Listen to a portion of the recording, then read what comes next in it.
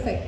So welcome to the Putnam County Republican Club meeting for the month of June. We welcome all of you here, and as usual, we're going to start off with a prayer and a pledge. So we have our prayer.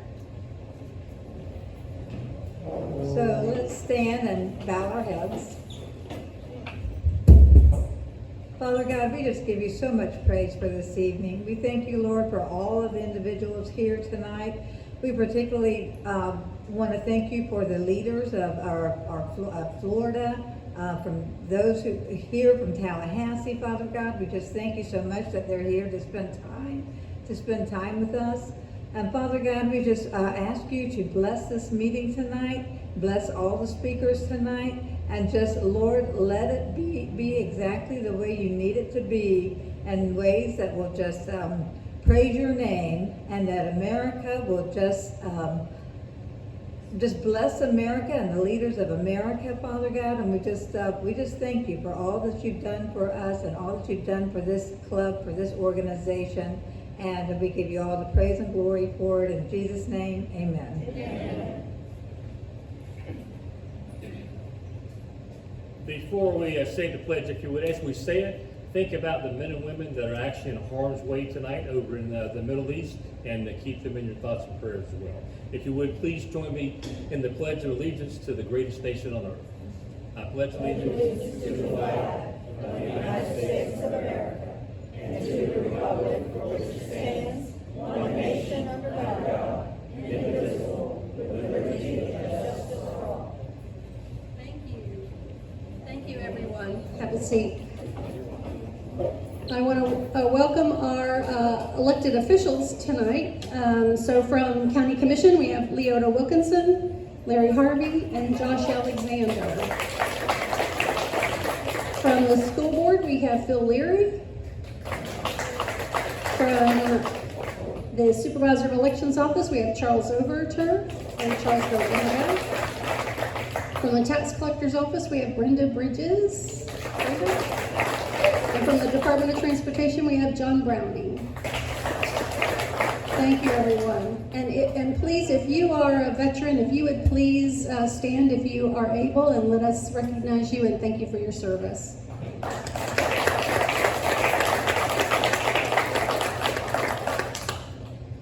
Right, so we're going to fast pace and get right to the program. So I'm going to invite Larry Harvey to please come to the podium and introduce our guest speaker. Thank you, Rhonda. I see the young people do this all the time, so let's see how it works for me. But I'm not going to go into a lot of detail, okay? Because I can't read the writing. So be like, all right, so tonight's speaker is a friend of Putnam County. I'm just going to ad-lib this because I can tell you he is a friend of Putnam County. He's done a lot of work for Putnam County in the Florida House and in the Florida Senate. And I will tell you what, there's no stronger advocate for home rule than our own senator. Welcome, Senator Tom Leek. Thank you for being here.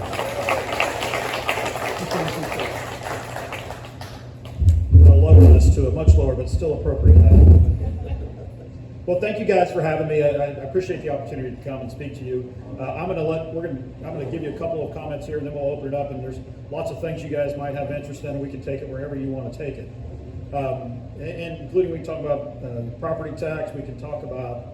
I'll give you the behind-the-scenes story on what happened with the Rodman Dam. But I'm going to start by giving us a word of caution here. You know, what we saw play out in the legislature in the last 2 years was quite frankly embarrassing. The Florida Legislature doesn't operate the way it's operated in the last 2 years, and particularly with two Republican supermajorities in the Senate and in the House. But we just had a mix that didn't work. A mix of leadership, and boy, it was frustrating to be a part of it.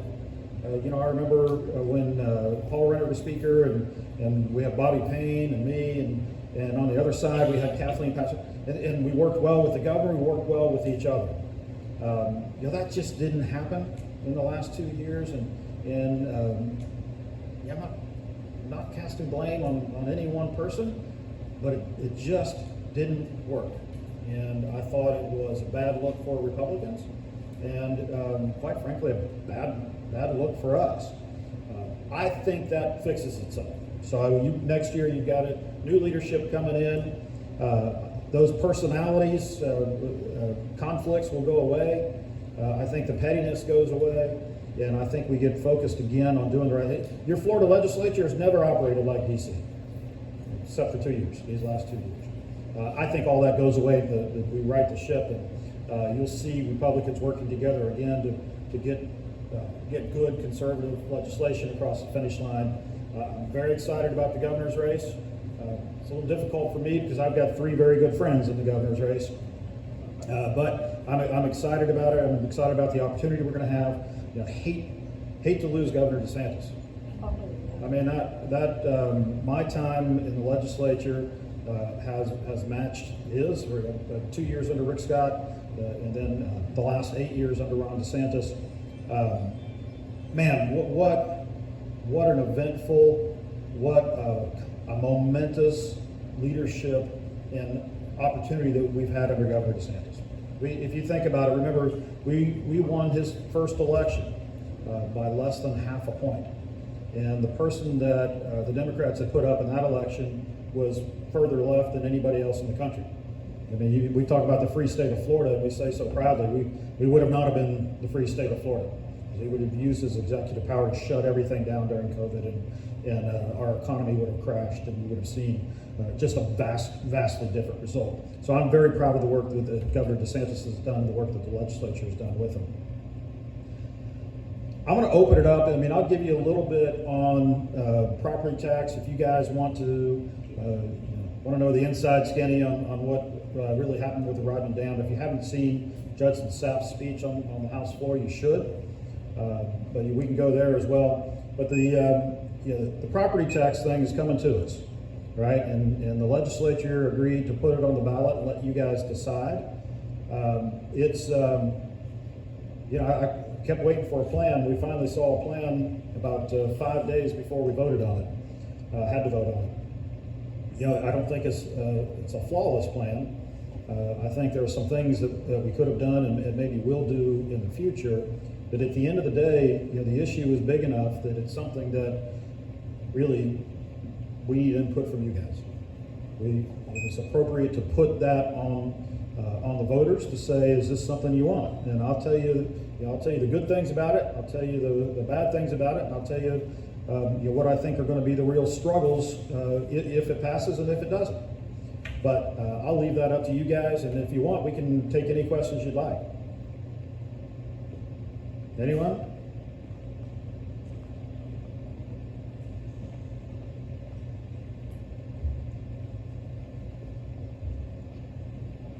I don't get the newspaper anymore, so what happened to the Guardian?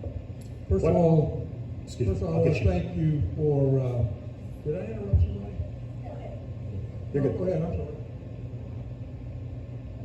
You're good. My turn first, okay. First of all, I want to thank you for your legacy of always remembering Putnam County. It's very much appreciated by everybody in this room. So Thank you. very much. Thank you.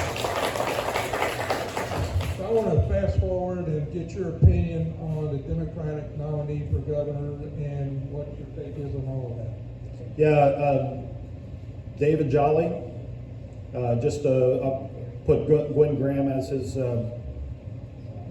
lieutenant governor. I read a tweet by a guy named Chris Dorworth at one point was going to be Speaker of the House. I just thought it was hilarious, but it's like, who knew this is where we'd come in the Democrat Party? You've got a white man, former Republican lobbyist from a well-to-do family, lawyer who's now appointed a white woman from a very wealthy family, former senator, also from all of the pedigreed schools, and his tweet was a great comeback for the country club class.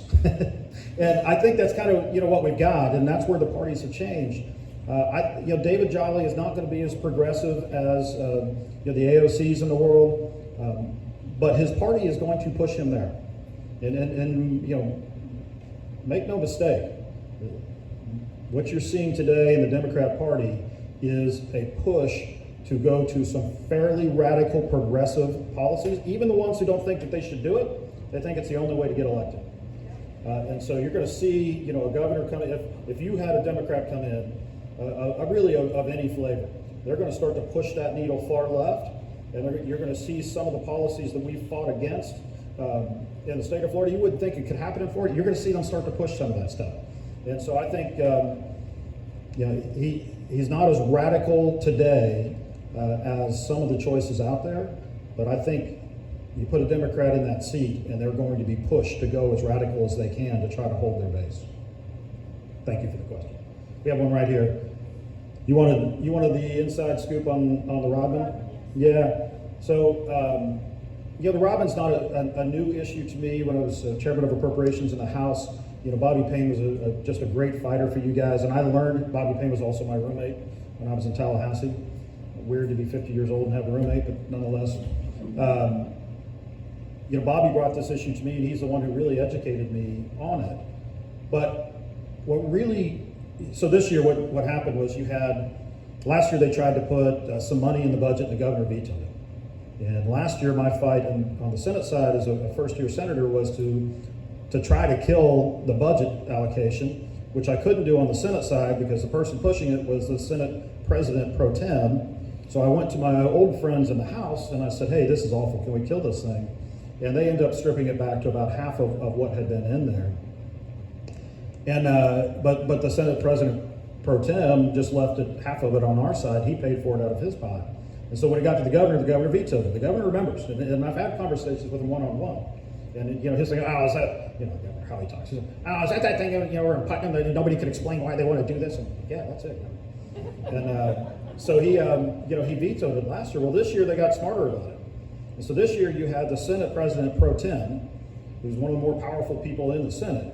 You also had the Speaker pro tem on the other side, both running legislation to enshrine it into statute, right?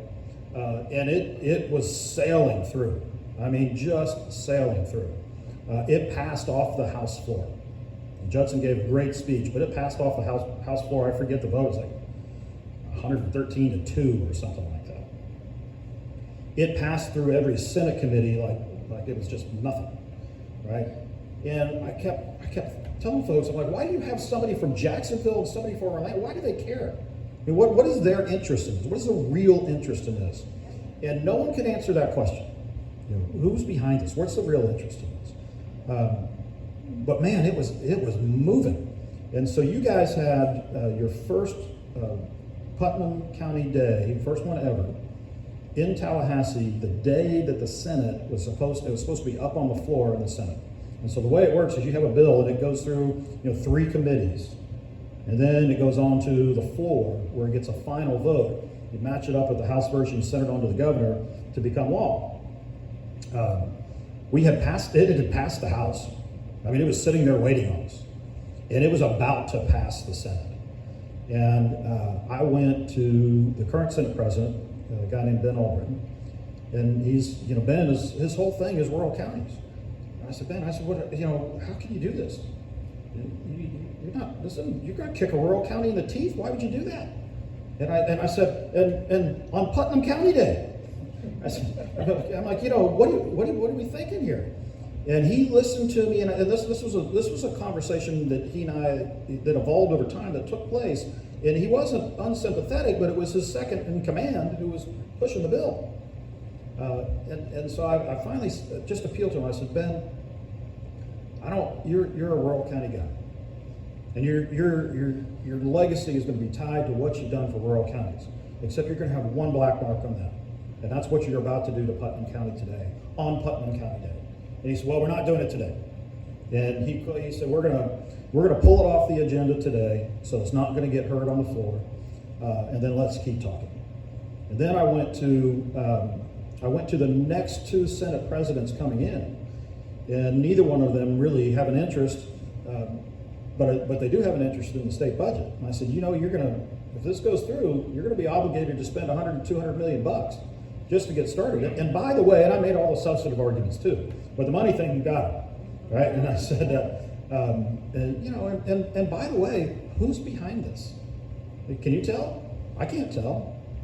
I said, this organization's got one donor and it's hidden, it's redacted from their filings.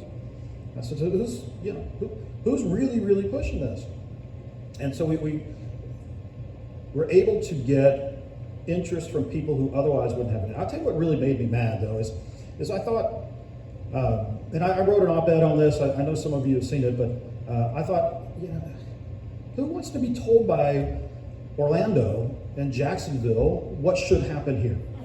Who wants to be told what to do? Nobody likes being told what to do. And that was kind of my battle cry through all of this, is you can't push us around, right? And people said, well, you're Tom, you live in Ormond Beach. Why do you care? I'm like, well, if I'm not, I don't represent these people. If I'm not willing to fight for it, who will? And so through those efforts, we were able to stop it from being heard on the Senate floor, which means that the bill did not have a Senate companion to pass both chambers and go on to the governor. So it died because of that. Had it been heard, it would have passed. I can tell you, it would have passed despite my opposition. So we had to kill it before it ever made it to the governor's desk, because if we let it get heard on the floor, it was going to pass. So that's kind of the inside scoop on what happened there. Anyone else? You got one back there?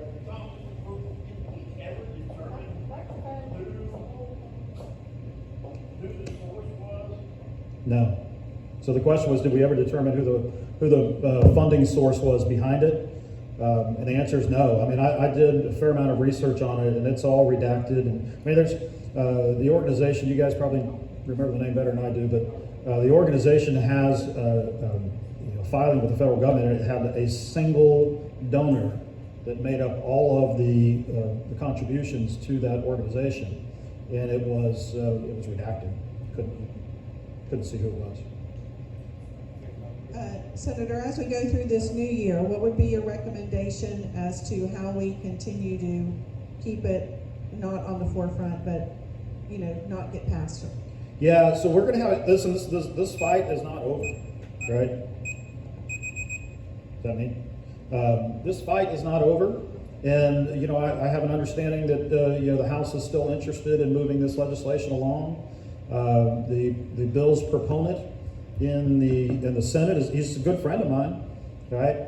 He can't tell you who's behind it either, but I don't know if he'll want to bring it back or not. As kind of, I can't promise you anything, but I can tell you that as kind of I ascend into the new roles that I think that or I'm going to have as we go forward, it'll be easier for me to kind of swat it down, but it's going to be a fight. We're going to have to continue to fight it. Yes, sir. It's strange. Jason Broder, who ran the bill, is a friend of ours. Yep. He comes here to Huntsville, and I asked him, who's behind it?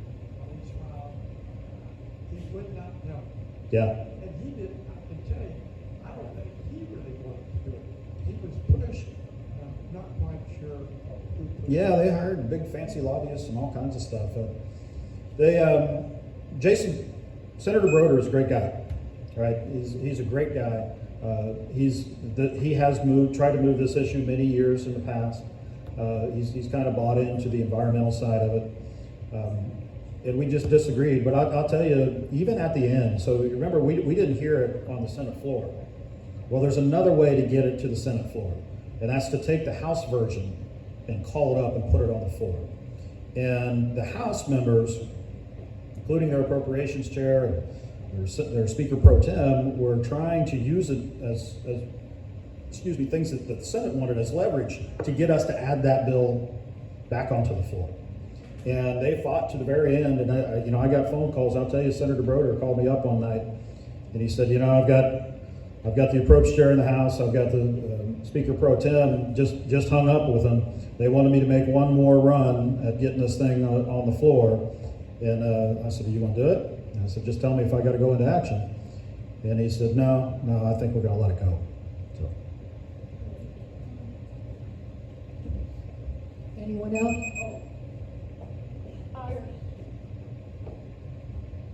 Thank you for being here. My question is, could you speak a little bit more to the property taxes? Sure. You said you would share some Yeah. over. Yeah, so It's a really, really important issue, and some of it, a lot of what we do in the legislature is brought on by things that happen down in Southeast Florida, and there are places in the state of Florida where there's just rampant spending, right? Rampant spending. And if you look back and you see, go back to 2020, what the property values were, and you look at what the property values are today, in many instances, in many counties around the state and cities, you will see where the value of that property has gone up so much that the revenue from property tax that's being collected could be, like in the city of Ormond Beach, it's almost 50% more than it was 5 years ago. You get to some of these other places and it's 150% more than it was, and they're still raising property taxes, right? That's a problem, and that's why you have to address property taxes. Now, we have an entire system of government based on ad valorem property taxes, and it's not something you can just strip away. The governor came up with a plan that was moved it from 50 to 150 to 250, and then some unknown number in the future. So you get to have, in my position, you get to sit down with the governor one-on-one and have some conversations, and we were having this conversation just focused on the property tax, and I said, well, yeah, Governor, but aren't you really just kind of torqued about spending? And I have a spending plan I think I'm going to bring forward, but aren't you really just torqued about spending? And he said, property tax. And I said, Governor, you're focused on the wrong thing.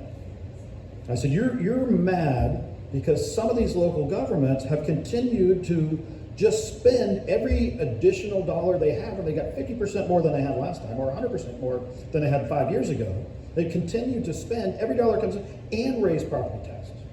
And so that's really what we're at. And finally, he got it. And we had this conversation, and in Colorado they do this. It's called the Taxpayer Bill of Rights. But essentially, you limit spending growth.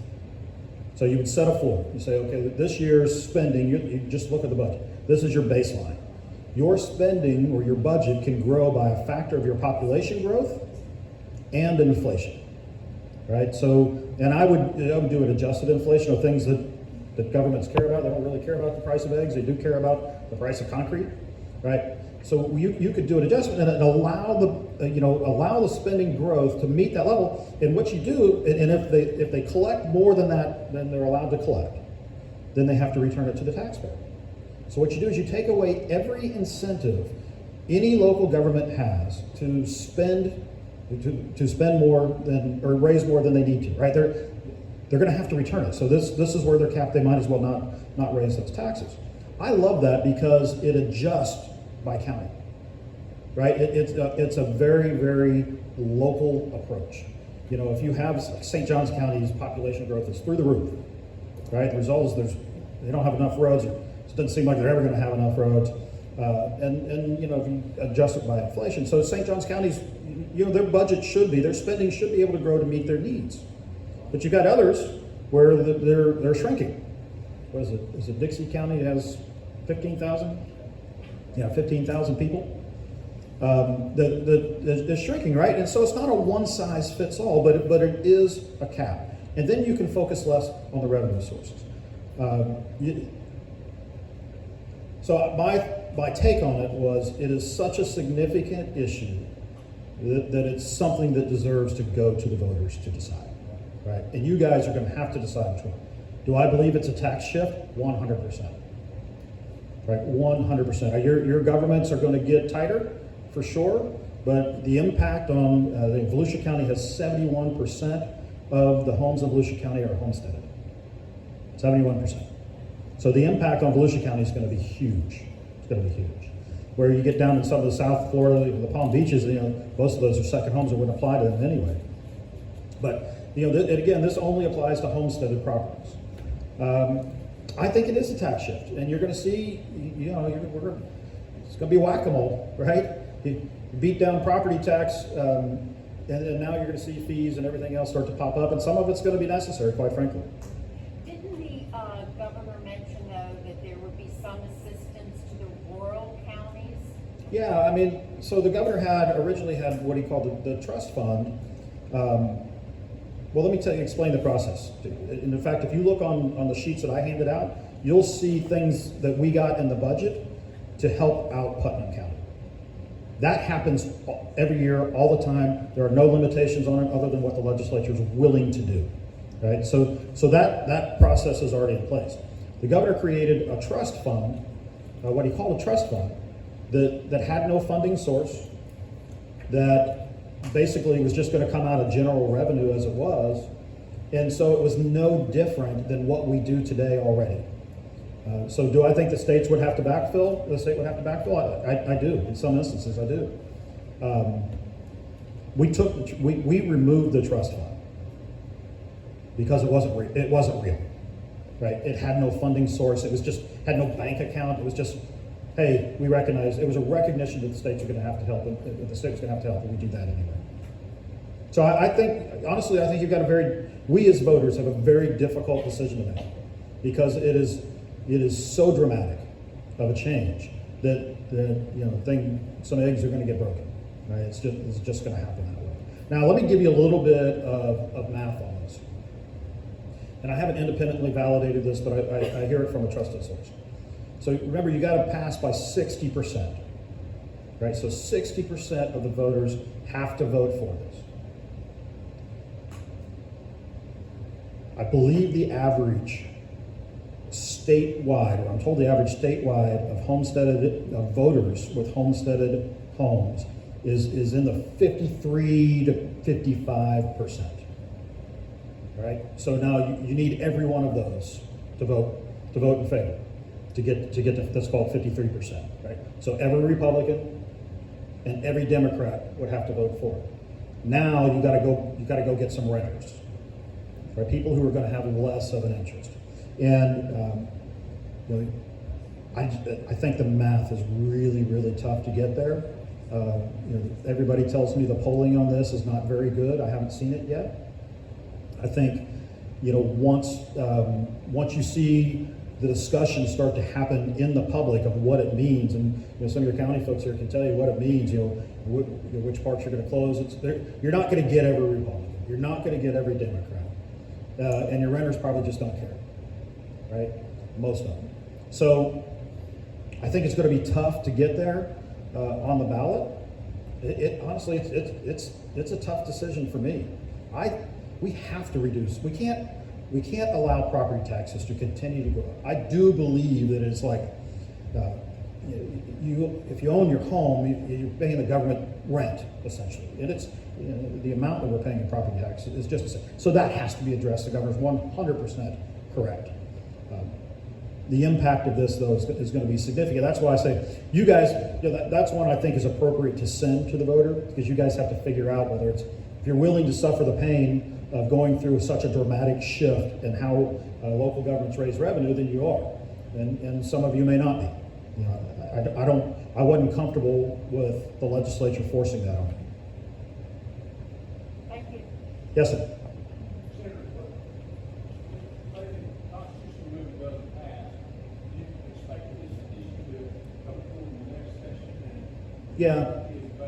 Yeah, I do. The question was, if it doesn't pass, do we expect there to be more efforts to address this? And I do. Yeah, I think, like I said, start with the premise that we need to address how property taxes just got. No one anticipated that you would have a COVID, and through COVID you would see such exponential rises in property value. No, I mean that's just typically not how that would work. So yeah, I do think it has to be addressed, and I'm going to bring forward the spending plan.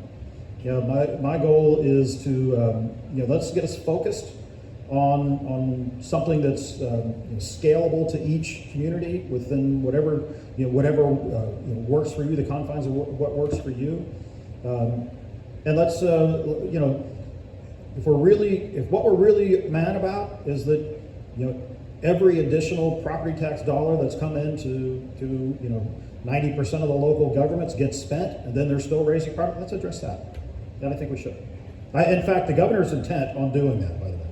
If this were to pass, he wants us to come back. He's a big fan of this idea now, and his intent is to address that if we come back in, I guess that would be November, but we'll see. Yeah.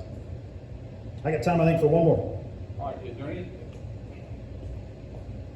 I don't think you need. All right, is there anything written in that bill about commercial properties? Right now, we're looking at 10% maximum cap every year. Yeah, it lowers, so it threw it out to commercial properties, it lowered that from 10% to 5%. Great. But you will absolutely see a shift in reliance.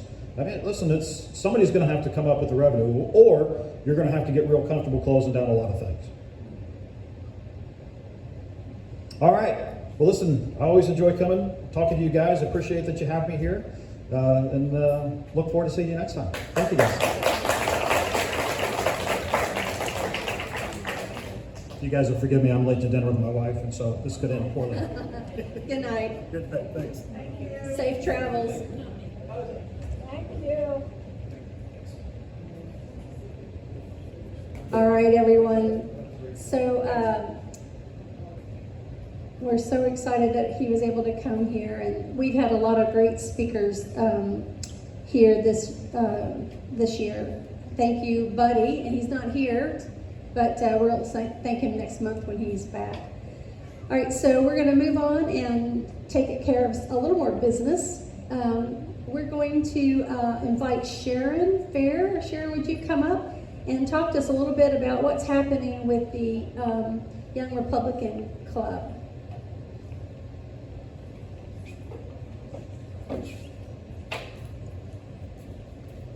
Hello, I'm just here to speak very briefly about the Putnam County Junior Republicans, just to share what was just published in the newspaper today. Does anyone still get the newspaper? Anybody read it? Okay. All right. Well, our interim chairs, Randall R.J. Fair and Rebecca Minor, we and her 3 siblings, if you don't know the quads, she's one of the quads here in Putnam County. They visited the supervisor of elections office, I believe it was April 24th, and Charles was there and he gave them like a little tour and gave them mock ballots to vote. And so it was very interesting, I think, and they all had a really good time. And the newspaper, because the quads were there, decided to pick up the story. So they have it's about a half-page newspaper article in today's paper with lots of pictures. It looked beautiful. And, and they gave a couple paragraphs specifically about the Putnam County Junior Republicans, gave them my name and a little Gmail that we created for, and then a phone number. So if there are any young people interested, then they can call and find out. They did mention our inaugural meeting would be sometime in August. We now have the date. It'll be Tuesday, August the 4th at 6 p.m. And we're able to hold it in our new rep office. Thank you, Larry and Emma. And so if you have any children, grandchildren that are between the ages of about 13, 14, and 17, you could put that, a little reminder for yourself to share with them. There will be pizza, so we hope we can get some kids just because of the pizza. So that's it. Anyone have any questions about it? No. All right, we'll give a hand to our interim coordinators here. Thank you. So if I'm going to ask one of you guys, Rebecca or RJ, if one of you would create or together jointly create an article, and we can include the article with the time and the date and the place, and we'll put it in our newsletter that goes out monthly, and then tell people that they can, come have their grandchildren or children come to that meeting. So, get together and give us that. And if your meeting is going to be the same time every month, we can make it a standing place in our newsletter that we give you all for that information. Okay? Perfect. Thank you. All right. Next up, Mr. Harvey, our chair of the REC. Lots of happenings with the REC, and Larry's going to fill us in. Thank you, Rhonda. And while the kids are there, they can actually clean the REC building. That's why they're there. I mean, just thinking out loud. But, REC headquarters opens when? Monday. Monday, right? We're gonna let candidates, qualified candidates, come in tomorrow, start setting up their wares and their information for that. Yoma will be there tonight after this. We're gonna go put a refrigerator in there, so there'll be some drinks and water. And wanna wave your hand. Wanna purchase a refrigerator for the REC headquarters. It belongs to Juana when this is over with, and she's gonna donate it probably to somebody or maybe keep it. So the headquarters opens. That's been a long time coming. We have the headquarters up until the end of November. Okay, so that's where we stand right now, and we're very excited about that. That's your place to come. That's your place to be as a Republican, and the open house is Monday night. So please come and avail yourself of that. Bring something that you like to eat, share with us, and we've got some things that Rhonda and I are gonna donate to the organization. Don't forget that the barbecue is coming up. When's the barbecue? There's a test. The 29th. How many of y'all are sick of getting my emails about all this, right? No, you shouldn't be sick. It's fun, right? A lot of things are going on, and we've wanted to get to this point where the club and the REC were working together. We are, and all this stuff came out of the REC headquarters tonight. It's all going to go back in the REC headquarters. There's nothing in the trailer that we bought. It's completely clean. Speaking of that, I hit my head every time I go in that stupid thing, so I'm too tall for that. So that's the end of that. So just remember, Monday night is the grand opening, 6 o'clock. We'd love to have everybody there. There's an additional parking in the back behind the building. Come and be a part of that. And don't forget your tickets tonight for the barbecue. If you want to help sell tickets, we got plenty of those. Just want to buy tickets, we got plenty of those. But this is an opportunity. Two things we're charged with is to have basically a Lincoln Day dinner and then to promote candidates. So this is an opportunity for us to do those things that we're charged with. I was asked, and I'll take a point of privilege if you don't mind. Byron Donald's campaign is going to be, Noel couldn't be here tonight. He will be in Lake Butler on this Saturday at 1 o'clock at the game, and I can send this out if you're interested, or just contact me. And he's going to be in Lake City at 3 o'clock at the Mason City Community Center, and all that's this coming Saturday, so if you want to do that. We hope to have some of these statewide candidates at our barbecue, and that seems to be happening. We're not sure if he'll be able to make it, but we're looking. They've all been invited, let me just say that. So we appreciate that. And I think that's the end of my comments, Rhonda. Thank you.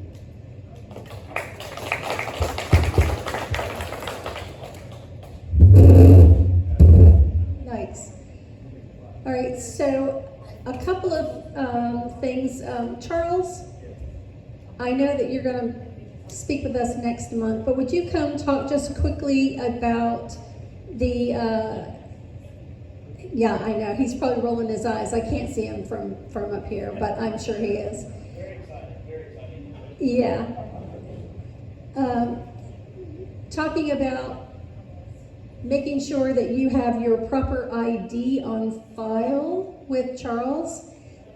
I was one of those people that I was certain there was nothing wrong with my ID until I found out it wasn't. So I ended up having to jump through a lot of hoops. Brenda Bridges' team was very gracious and helped me get my driver's license squared away, and then I had to visit with Charles and get it all squared away. So don't assume that your ID is okay and everything's okay at the supervisor's office. So come give a little shout out. Thank you.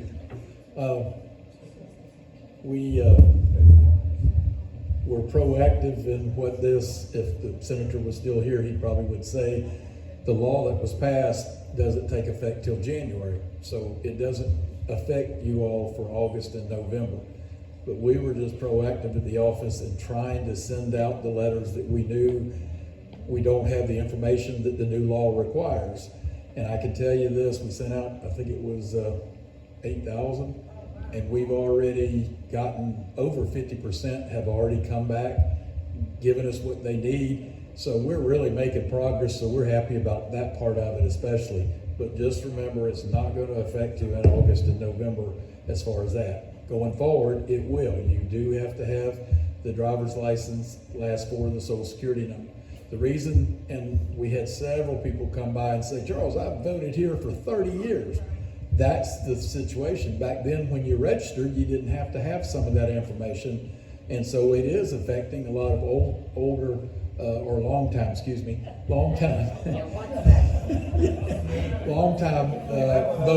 voters in Putnam County.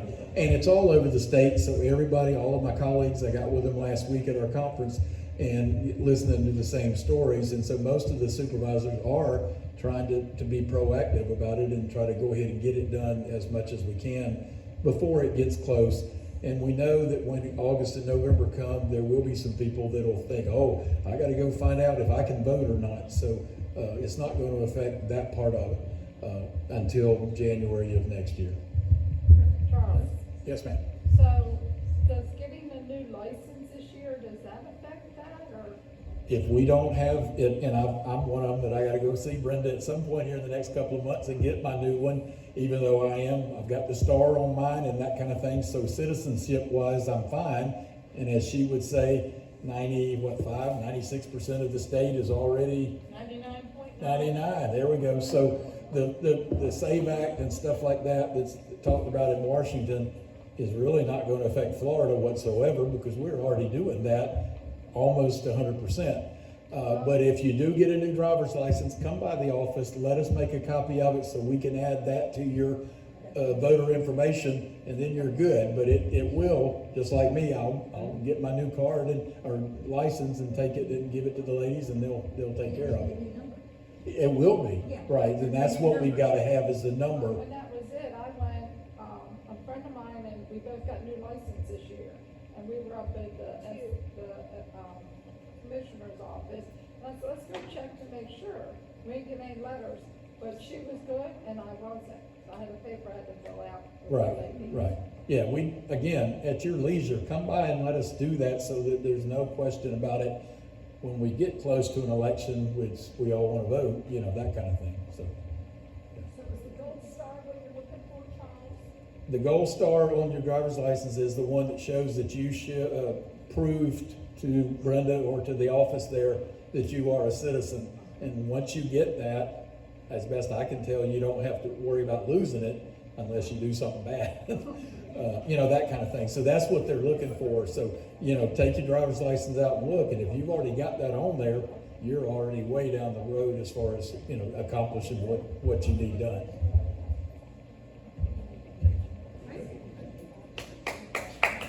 Thank you. So just go in and because if you get a new license, because it's time to get a new license, even if you have to star on it, you're going to get a new number, and he has to know the new number. But I believe, Brenda, when I did it, they actually gave me the opportunity. They say, do you want this information to go to the supervisor of elections office? And I said yes, but I still went and saw Charles and gave my new information anyway. So we don't want to miss out on an opportunity to vote come next year, not this year, next year. Yes, Miss Brenda, come on up, Brenda. So I want to make one announcement.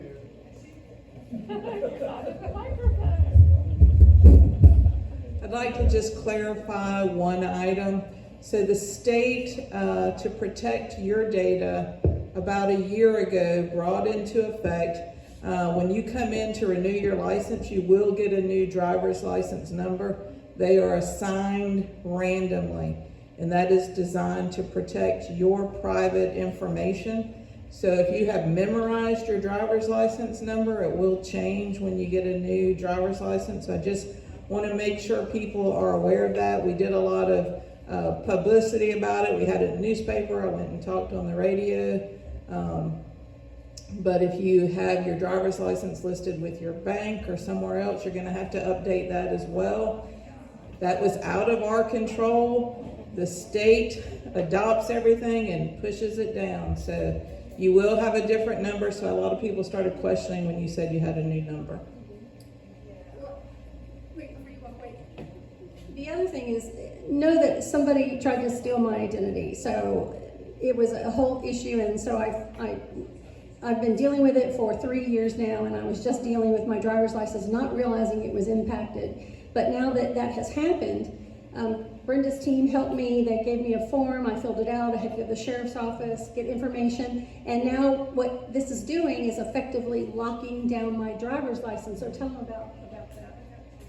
So it is, the whole system is designed to protect your information. So they've had people throughout the state that have tried to make false ID cards and driver's license.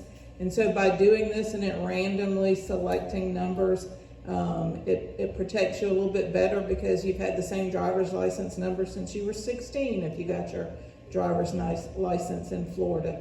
So it does protect you that every 8 years, or if you lost your license and came in, it's going to randomly assign that new number. So it is about protecting you and protecting your data. Mm-hmm. And so I've asked that my license be locked down so no one can now go online and get which is what happened with me. Somebody got my driver's license replaced with my picture, my name, and sent to an address down in Fort Lauderdale. They listed as my address. And so now my license can no longer be renewed, even by me online anymore. I'm going to have to physically go into Brenda's office and take my information and get my license renewed. So I'm grateful for that. It's going to cost me a little time, but I'd rather that happen than somebody steal my identity. So identity theft is real. So be careful and watch all of your information from your bank account to your property. Sign up for the alerts that Matt Reynolds has from the clerk of the court. So, I think it's more easily done now with all the technology available. And so just be careful with your ID. That is it for this evening. Does anyone have anything else to share for tonight? If not, we're going to do our 50-50 drawing. Miss Barr? We officially closed the meeting. Sure.